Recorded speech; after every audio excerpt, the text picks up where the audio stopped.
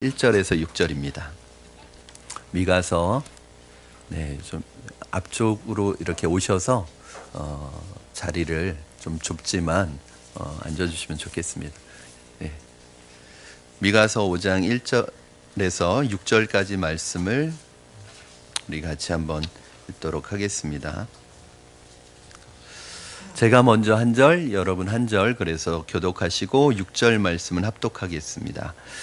딸 군대여, 너는 때를 모을지어다. 그들이 우리를 애워쌌으니 막대기로 이스라엘 재판자의 뺨을 치리로다.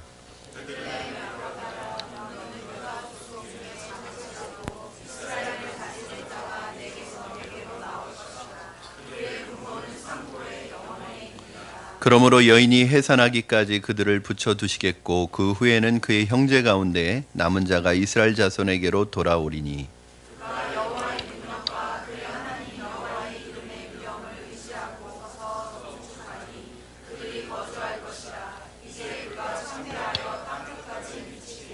이 사람은 평강이 될 것이라. 아수르 사람이 우리 땅에 들어와서 우리 궁들을 밟을 때에는 우리가 7 목자와 8 군왕을 일으켜 그를 치리니 그들이 칼로 아수르 땅을 황폐하게 하며 니므롯 땅 어기를 황폐하게 하리라. 아수르 사람이 우리 땅에 들어와서 우리 지경을 밟을 때에는 그가 우리를 그에게 건져내리라. 아멘. 성탄의 새날이 밝았습니다.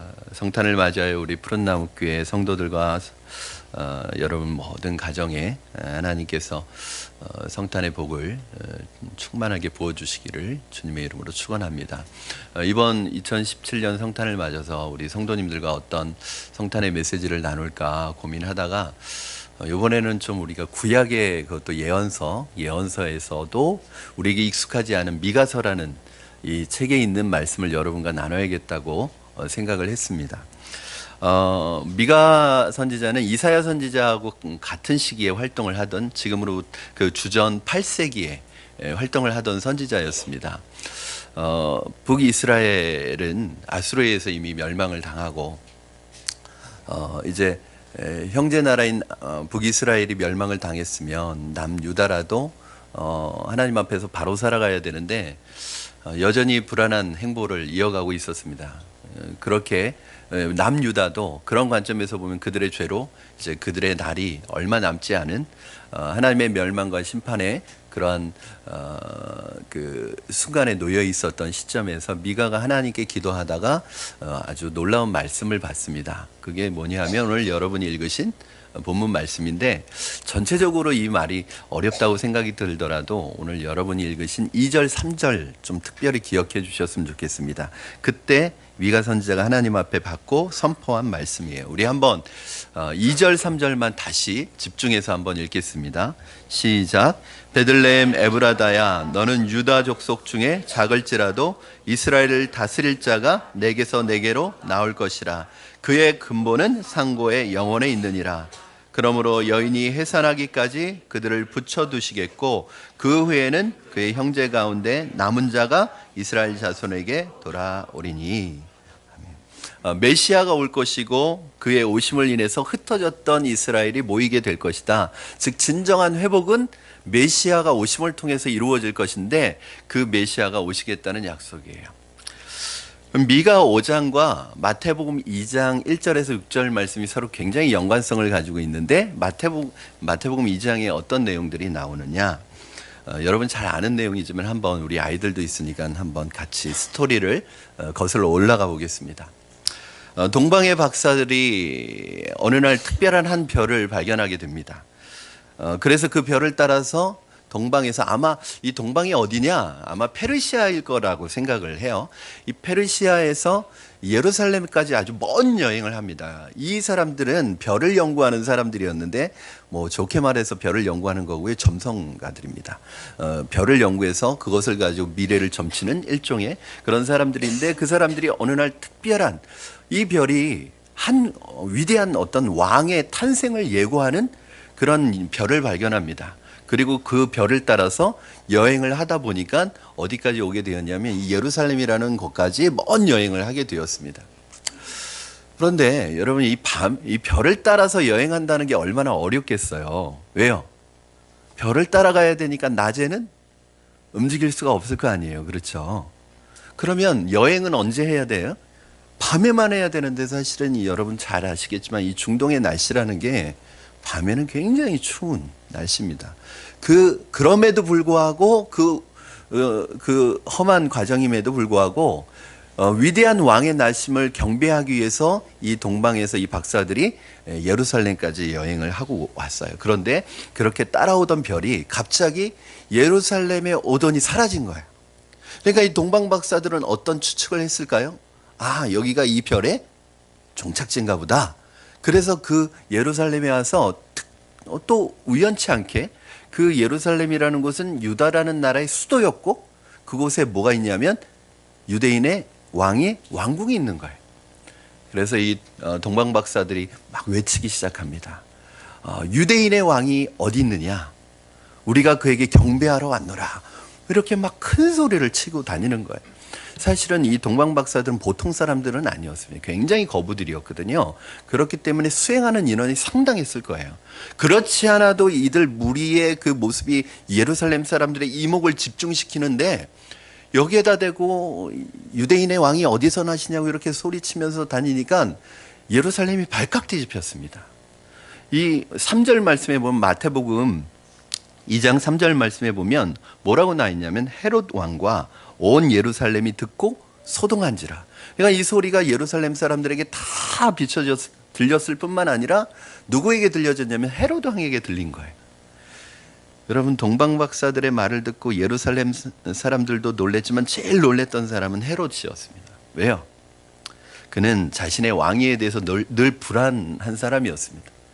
사실은 유대인의 왕은 누가 돼야 되냐면 다윗의 후손만이 유대인의 왕이 될 수가 있는데 이 에돔은 유다가 로마의 식민지로 있는 틈을 타서 로마 황제에게 잘 보여가지고 돈으로 이 유대인의 왕을 산 거예요. 그러니까 늘 에돔 사람입니다. 이 사람 유대인이 아니라 에돔 사람 출신이에요. 그러니까 늘 자신의 왕위에 대한 정통성이 늘 의심받는 사람이에요. 그러니까 늘 왕위의 자리에 불안하죠. 그래서 자기의 왕위를 위협하는 사람들은 가차없이 죽이는 사람이에요.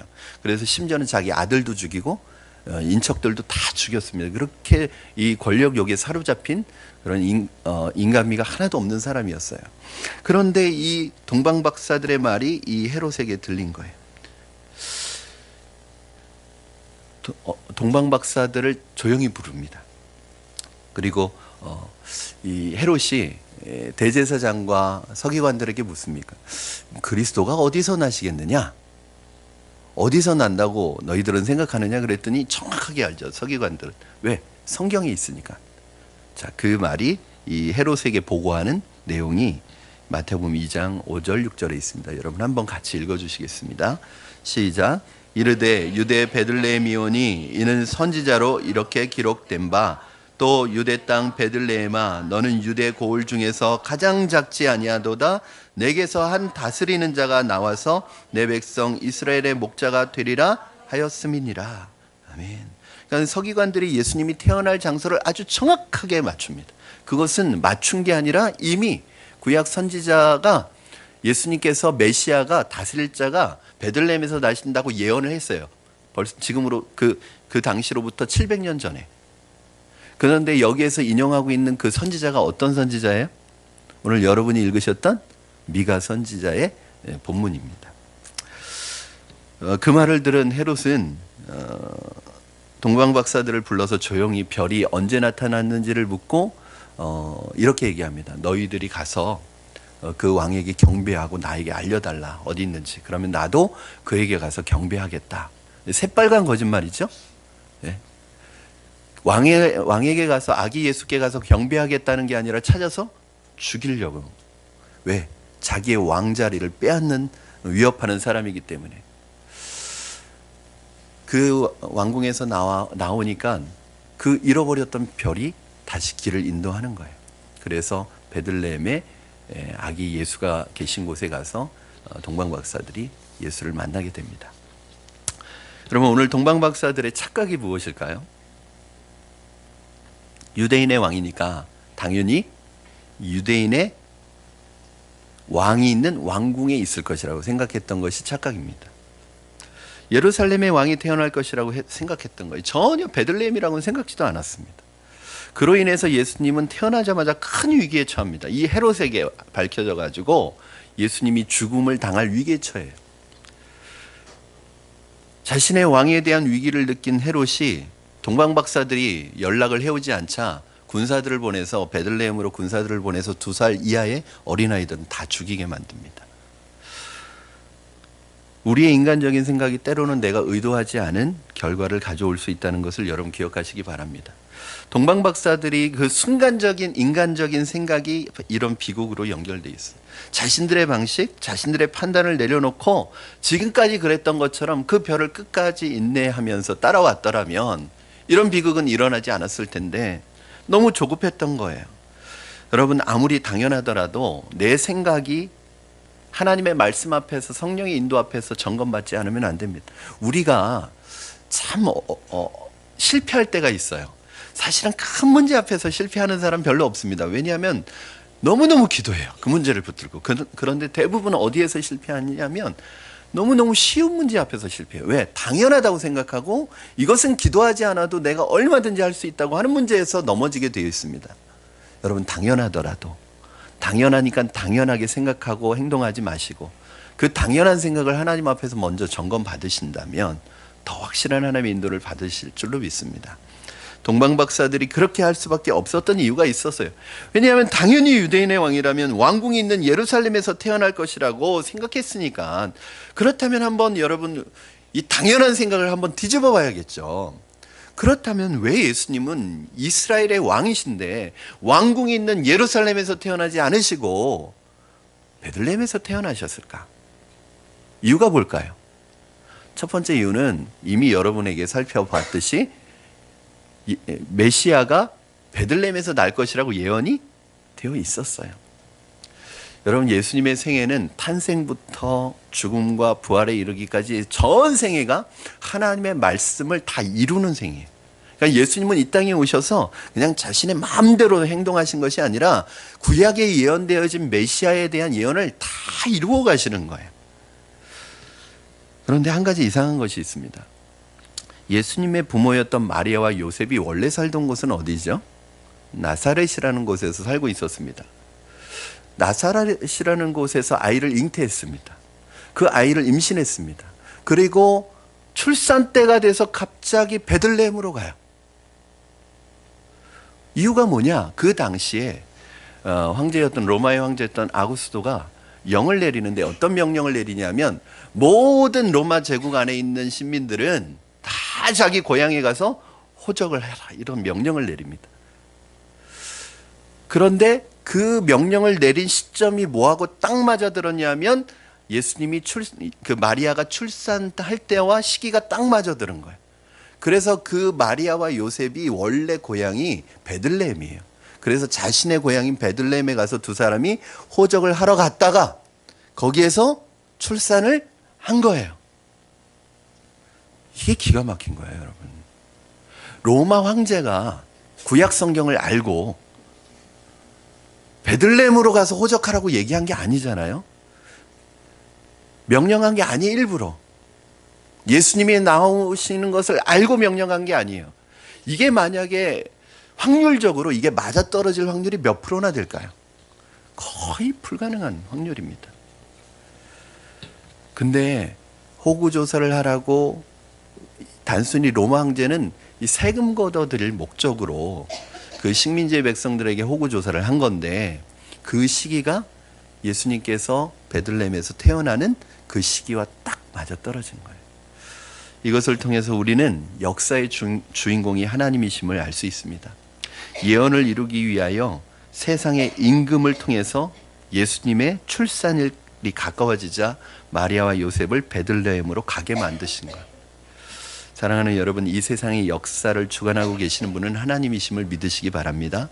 사람들은 하나님이 만들어 놓으신 역사의 무대에 잠시 출연했다가 사라지는 사람들일 뿐이에요. 심지어는 그 사람들이 믿지 아니하는 세상 사람들일지라도 하나님의 역사의 무대에 출연하는 한 사람의 배우일 뿐입니다. 우리는 천년 만년 살지 않아요. 우리는 또 일어나서 또 가요. 또 져요. 또 죽어요. 그리고 다음 세대가 일어나서 또 살다가 또 가요. 그러나 하나님은 이 전체 역사를 이끌어 계시는 분이에요. 그러므로 여러분 너무 내 앞에 있는 일에만 함몰되어서 아웅다웅 그렇게 살아가지 마시고 좀 생각을 크게 가지시고 더 큰 그림 속에서 현재의 나의 위치를 찾아갈 수 있기를 주님의 이름으로 축원합니다. 그러면 모든 것이 하나님의 큰 그림의 한 부분이라는 것을 알게 돼요. 이 큰 그림을 그리게 되면 지금 이 퍼즐 조각 한 조각 가지고 죽느니 사느니 그러지 않는다고요. 그렇죠? 그런데 이 큰 그림이 없으면 이 퍼즐 조각이 나에게 무슨 의미인지, 내가 이것 때문에 살아야 되는지 죽어야 되는지 이걸 몰라요. 저는 여러분 안에 이 하나님의 전체의 큰 그림이 여러분 마음속에 이게 비전이거든요. 하나님을 신뢰하는 거예요. 어떻게 신뢰하는 거냐? 로마서 8장 28절 우리 같이 한번 읽겠습니다. 시작. 우리가 알거니와 하나님을 사랑하는 자 곧 그의 뜻대로 부르심을 입은 자들에게는 모든 것이 합력하여 선을 이루느니라. 아멘. 하나님을 사랑하는 사람에게는 그 뜻대로 부르심을 입은 사람들에게는 모든 것이 합력해서, 때로는 좋은 일도 있고 때로는 나쁜 일도 있고 기쁜 일도 있고 슬픈 일도 있지만 그 모든 것들이 결국은 하나의 퍼즐이 되어서 연결이 되어서 결국은 선을 이루어 가신다는 거예요. 여러분을 향한 하나님의 너무 놀라운 아름다운 그림들이 다 있어요. 계획이 있어요. 그 계획이 여러분 하루하루 주님 앞에서 그 섭리 가운데 순종하는 여러분을 통해 그 그림이 그려지게 될 줄로 믿습니다. 여러분의 삶이 하나님의 은혜 안에, 그분의 섭리 안에, 그의 돌보심 안에 있음을 믿으시기 바랍니다. 중요한 것은 우리의 생애가 오늘 예수님처럼 말씀을 이루는 생애가 되기를 바랍니다. 내 욕심을 이루기 위해 사는 생애가 아니라, 내 욕망을, 야망을 이루기 위해 사는 생애가 아니라 저와 여러분을 통해 하나님의 말씀이 이루어지는 복된 생애가 되기를 이 성탄절에 여러분에게 부탁을 드립니다. 정말 오늘 우리가 보고 싶었던 것, 그렇다면 미가 선지자는 왜 예수님께서 메시아가 베들레헴에 태어날 것이라고 예언을 하셨을까? 하나님이 주신 말씀이죠. 그럼 왜 하나님은 그 이스라엘의 수많은 도시와 고을 중에서 왜 굳이 베들레헴에서 예수님이 나오시도록 선택하신 것일까? 한번 생각해 봐야겠죠. 사실은 여기에 여러 가지 대답이 있어요. 어떤 분은 베들레헴이 원어로 베들레헴, 이게 뭐냐면 떡집이래요. 떡집. 그러니까 베들레헴이라는 단어의 뜻이 떡집이래요. 떡집. 그래서 태어났다는 거예요. 왜냐하면 예수님이 오셔서 뭐라고 그래요? 요한복음에 보면 나는 생명의 떡이다. 나를 먹는 자는 살겠고, 이런 말씀을 하시잖아요. 그러니까 생명의 떡이신 예수님이 떡집에서 태어나신 거라는. 이거는 좀 심한 거죠. 오버한 거예요. 또 예수님이 태어나신 베들레헴이 원래 누구의 고향이에요? 다윗의 고향. 다윗이 베들레헴 출신이에요. 그러니까 다윗의 후손으로, 메시아는 다윗의 후손으로 오신다고 했으니까 베들레헴에서 태어나신 것이다. 그런데 여러분, 메시아의 그 다윗의 후손으로 오는 왕들이 다 베들레헴으로 가서 출산하고 왔나요? 다 예루살렘에서 태어났잖아요. 후손이라고 꼭 베들레헴 고향 가서 태어날 필요는 없는 거예요. 그러니까 그것도 맞지 않는 거예요. 근데 여기에 아주 중요한 의미가 있습니다. 우리 한번 두 구절을 비교해 보실 거예요. 미가서 5장 2절 여러분 한 번만 다시 읽어주세요. 시작. 베들레헴 에브라다야, 너는 유다 족속 중에 작을지라도 이스라엘 다스릴 자가 내게서 내게로 나올 것이라. 그의 근본은 상고에 영원에 있느니라. 아멘. 이번에는 이 마태복음에서 이 미가 선지자의 말을 인용해 가지고 다시 얘기하는데 조금 차이가 있어요. 마태복음 2장 6절 같이 읽겠습니다. 시작. 또 유대 땅 베들레헴아, 너는 유다 고을 중에서 가장 작지 아니하도다. 내게서 한 다스리는 자가 나와서 내 백성 이스라엘의 목자가 되리라 하였음이니라. 비슷한데 조금 틀리죠?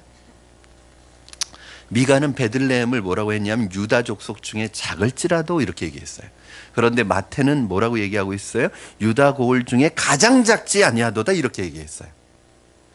가장 작다는 얘기예요? 작지 않다는 얘기예요? 잘 들으셔야 돼요. 가장 작다는 얘기예요? 작지 않다는 얘기예요? 잘 들으셔야 돼요. 제가 계속 얘기하는 이 말의 뉘앙스를 가장 작지 아니하도다 하면서 뒤에 뭐라고 하냐면은 내게서 다스릴 자가 나온다. 그러니까 작지만, 가장 작지만 너에게서 다스릴 자가 나오기 때문에 넌 작은 게 아니야, 이 말이에요. 여러분, 베들레헴은 작고 초라함의 상징이었습니다. 유대 고을 중에서 가장 초라하고 미약한 고을이었어요. 바로 그곳에 예수님이 오셨다는 것은 무엇을 말하는 것입니까? 무엇을 상징하는 것입니까? 바로 예수님은 가장 작고 초라하고 낮은 곳에서 그분의 인생을 시작하셨다는 거예요. 심지어는 그 작고 초라한 마을에서도 집을 구할 수가 없어서, 여관을 구할 수가 없어서, 빈방이 없어서 마구간에서 예수님은 세상의 첫 번째 빛을 봐야 됐습니다.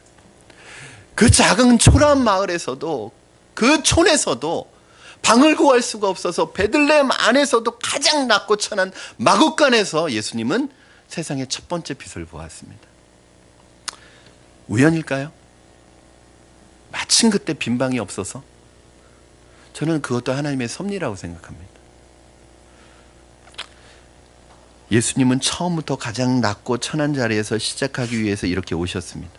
아니, 유대인의 왕이, 이스라엘의 왕이, 더 나아가서는 온 세상을 통치하실 왕이 멀쩡한 왕궁을 놔두고, 멀쩡한 집을 놔두고, 왜 그것도 객지에서 머무를 방이 없어서 마구간에서 태어나냐고요. 다 이유가 있습니다. 우연이 아닙니다. 여러분, 만약 예수님이 왕궁에서 태어나셨다면, 왕자로 생활하셨다면 가장 낮고 천한 사람들이 예수님에게 다가올 수 있을까요? 예수님은 이 세상의 모진 아픔과 고통과 가난과 상처를 입고 질병 가운데 살아가는 사람들의 마음을 온전히 이해하실 수 있을까요? 부자들과 있는 자들과 권력자들과만 어울렸던 예수님이라면 가지지 못하고 억울하고 소외된 사람들의 마음을 진심으로 이해할 수 있었을까요? 아마 예수님이 그런 상태에서 구주로 오셨다면 우리도 할 말이 있을 거예요. 예수님 우리처럼 살아봤냐고. 예수님 내 처지를 아냐고. 예수님이 내 형편을 아냐고. 예수님 다 알죠. 여러분, 마구간에서 태어나신 분은 없잖아요, 여기에. 정상적인 곳에서 태어나셨잖아요. 그러니까 예수님한테 예수님이 내 형편 아니야, 그런 말씀 하시면 안 돼. 예수님은 여러분보다 형편이 더 안 좋으셨어요.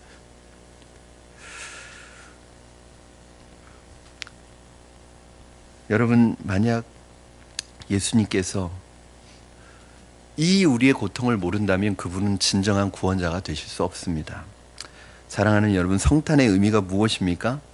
하나님이신 예수님께서 하늘 보좌를 버리고 우리를 품으시려고 가장 낮고 천한 곳에 오셨다. 낮아지셨다. 초라해지셨다. 겸손해지셨다. 이게 성탄이에요. 예수님이 오신 거 너무 기쁜 일이에요. 기쁘다 구주 오셨네. 만백성 맞으라. 여러분, 근데 사실은 이거는 예수님에게 있어서는 너무너무나 비참한 일이에요. 그 하나님이, 하나님과 동등되신 분이 인간의 역사 안으로 들어오시되 그것도 가장 낮고 천한 곳으로 오신 이유, 그것이 바로 저와 여러분 때문입니다. 우리 빌립보서 2장 6절에서 8절 말씀, 여러분, 이게 바로 주님의 이 땅에 오신 의미예요. 같이 읽겠습니다. 시작. 그는 근본 하나님의 본체시나 하나님과 동등됨을 취할 것으로 여기지 아니하시고 오히려 자기를 비워 종의 형체를 가지사 사람들과 같이 되셨고 사람의 모양으로 나타나사 자기를 낮추고 죽기까지 복종하셨으니 곧 십자가에 죽으심이라. 성탄을 맞이하여 우리에게 있어서 이 예수님의 마음, 이 예수님의 정신을 회복해야 할 줄로 믿습니다. 우리 그리스도인들이 정말 관심을 가져야 될 곳은 어디일까요? 우리는 높은 사람, 힘 있는 사람, 권력 있는 사람, 그런 곳보다는 약하고 낮고 초라한 곳에 더 관심을 많이 가져야 하는 것이 성탄의 의미입니다. 지난주에 제가 시사회, 영화 시사회를 갔다 왔어요. 태어나서 영화 시사회는 또 처음 갔어요. 초청을 받아서 갔다 왔습니다. 누가 초청해 줬는지는 묻지 마세요. 영화 제목은 광인 오카눔이라는 오카눔 목사님의 그 삶을 조명하는 두 편의 영화가 제작이 되었는데 몇 년 전에 제자 오카눔이라는 영화가 제작되었어요. 다큐멘터리 영화입니다. 그런데 아직 개봉은 안 됐는데 지난주에 시사회를 통해서 광인 오카눔, 이 오카눔 목사님이 제자 훈련에 미쳤다는 뜻에서 이 광인이라는 그 제목이 붙은 것 같아요. 이 영화가 다큐멘터리 영화인데 처음부터 끝까지 거의 그 오카눔 목사님의 어떤 말씀이나 가르침으로 이루어진, 그래서 거의 뭐 설교를 듣는 것 같은 느낌이었어요. 그런데 그 다큐멘터리 영화를 보면서 처음부터 끝까지 계속 울다가 나왔어요. 희한한 일이죠. 다큐멘터리를 보면서 목사님의 그 생전의 모습이 계속 생각이 나는 거예요. 그리고 생전에 그분의 설교가 계속 생각이 나는 거예요. 한 말씀 한 말씀이 제 가슴에 새겨지더라고요.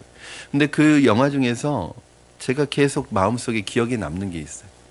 뭐라고 그러셨냐면 오카노 목사님이 이런 얘기를 하시더라고요. 나는 진보도 아니고 보수도 아니다. 교회는 진보가 되어야 하는 것도 아니고 보수가 되어야 하는 것도 아닙니다. 그러나 교회는 진보냐 보수냐를 떠나 항상 약한 사람 편에 서야 하는 것은 확실합니다. 왜냐? 예수님께서 그렇게 사셨기 때문에. 오늘 2018년 성탄절을 맞아 사랑하는 우리 푸른나무교회 성도들에게 드리는 성탄의 이 메시지는 무엇이냐? 바로 이 세상에 그 어떤 것도 결코 담을 수 없을 정도로 위대하신 그 예수님이 가장 낮고 초라한 베들레헴을 선택하여 오셨던 것처럼 오늘 예수님을 따라 살기로 작정하고 예수님의 제자가 되기를 소원하는 저와 여러분들은, 모든 그리스도인들은 바로 작고 낮은 곳으로 가야 합니다. 아픔과 슬픔이 있는 사람들 곁에 서야 합니다. 교회가 진보냐 보수냐를 떠나서 교회는 항상 약한 사람 편에 서야 하고 약한 사람의 대변자가 되어야 합니다. 그것이 바로 이 땅에 오신 예수 그리스도가 초라한 베들레헴에 오시면서까지 우리에게 주시는 메시지라고 할 수 있습니다. 초기 한국교회 개신교 숫자가 적었음에도 불구하고 1%에 불과했음에도 불구하고 이 사회를 이끌어가는 지도력을 가질 수 있었던 이유는 뭐냐? 초기 한국교회는 약한 자들 편에 섰었어요. 초기 한국교회는 늘 낮고 초라한 것에 관심을 가졌기 때문입니다. 그래서 사람들은 기독교 하면 믿을만하고, 기독교라고 하면은 정직하고, 그래도 기독교라고 하면은 뭔가 다르다는 생각을 가지고 있었습니다. 그런데 언제부터인가 기독교는 힘없고 약한 자의 편이 아니라 힘있고 권력있고 권세있고 높은 사람 편에 서려고 했습니다. 그때부터 기독교는 힘을 잃기 시작했고 생명력을 잃어버리기 시작했습니다. 오히려 기독교는 스스로 힘을 가지려고 했고 권력을 가지려고 했고 높아지려고 했습니다. 높은 자리에 가는 신앙은 성공하기 위한 수단과 방편에 지나지 않았습니다. 그때부터 기독교는 힘을 잃었습니다. 여러분, 기독교는요, 힘을 가지려고 하고 권력을 가지려고 하면 아이러니하게 힘을 잃어버려요. 기독교는 높아지려고 하면 영향력을 잃어버려요. 이게 아이러니한 원리입니다. 오늘날 교회가, 기독교가 힘을 잃어가는 이유는 바로 힘을 가지려고 하기 때문입니다. 사랑하는 여러분, 오늘 성탄절에 우리 모두 예수님의 마음을 회복할 수 있게 되기를 주님의 이름으로 축원합니다. 여러분, 2018년 성탄절을 보내면서 여러분과 이 마음을 나누고 싶어요. 낮아지시기 바랍니다. 아픔과 상처와 고통이 있는 분들 곁에 서시기 바랍니다. 한 알의 밀알이 그대로 있으면 한 알 그대로지만 땅에 떨어지면 많은 열매를 맺는 것처럼 이제 교회가, 우리 그리스도인들이 나 하나 어떻게 살아보려고, 잘 살아보려고 아둥바둥 하는 데서 그치지 마시고, 그렇게 살지 않고 예수님을 본받아 다른 사람을 살리고 다른 사람을 회복시키고 다른 사람의 아픔과 고통을 품을 수 있는 자리로 내려간다면 저와 여러분을 통해서 다시 한번 예수님의 그 영광과 위대함이 회복될 줄로 믿습니다. 빛과 소금의 역할을 가진 우리가 다시 한번 새롭게 일어나게 될 줄로 믿습니다. 그렇게 할 때 먼저 내가 달라지고 내가 변화되어지고 내가 달라지면 나의 변화를 통해서 이 세상이 밝아지고 달라지게 될 것입니다. 이 변화가 오늘 성탄 예배를 드리는 저와 여러분 안에 풍성하게 임하게 되기를 바라고 저와 여러분 안에서 이 시작이 이루어졌으면 좋겠습니다. 우리 푸른나무 교회 안에서 이 시작이 이루어져서 여러분 저도 반성합니다. 제 마음속에도 그런 마음이 조금 있었던 것 같아요. 이 기독교라는 우리의 그 위치가 좀 높은 위치에 있기를 늘 바랬던 것 같아요. 그래서 세상에서 어떤 그 위치가 주는 영향력을 좀 행사하려는 마음들이 목회자들에게도 있고 또 우리 성도들에게도 있고 또 우리 아이들을 가르쳐서 너 잘 돼야 된다. 너 기도하고 잘 돼야 된다. 그래야 하나님이 영광 받으신다. 우리는 늘 그렇게만 가르쳤어요. 그러면 여러분 신앙생활하면서 기도했는데 어려운 삶을 살아가는 사람은 하나님의 영광이 안 되나요? 힘겹게 믿음을 지켜가고 있는 분들 보면 하나님의 영광을 가리는 건가요? 그렇지 않아요. 오히려 저는 그런 분들 보면 더 하나님의 영광이 드러난다고 생각해요. 어떤 지위나 위치가 우리를 말해주는 것이 아니라 그 자리에서 우리가 어떻게 그 사람을 살리고 그 자리에 선한 영향력을 미치는 이 빛과 소금의 역할을 회복하느냐가 오늘 예수님께서 우리를 통해서 이루시는 놀라운 기대와 역사가 아닐까 생각합니다. 오늘 성탄절을 맞아서 높고 힘있고 권력 있는 자리보다 낮고 초라하지만 우리의 관심이 필요한 자리에 관심을 갖고 그곳을 위해 기도하시고 그곳을 위해 찾아가시고 그 약한 자 편에 서시는 저와 여러분 우리 교회가 되기를 주님의 이름으로 축원합니다. 우리 이 시간에 같이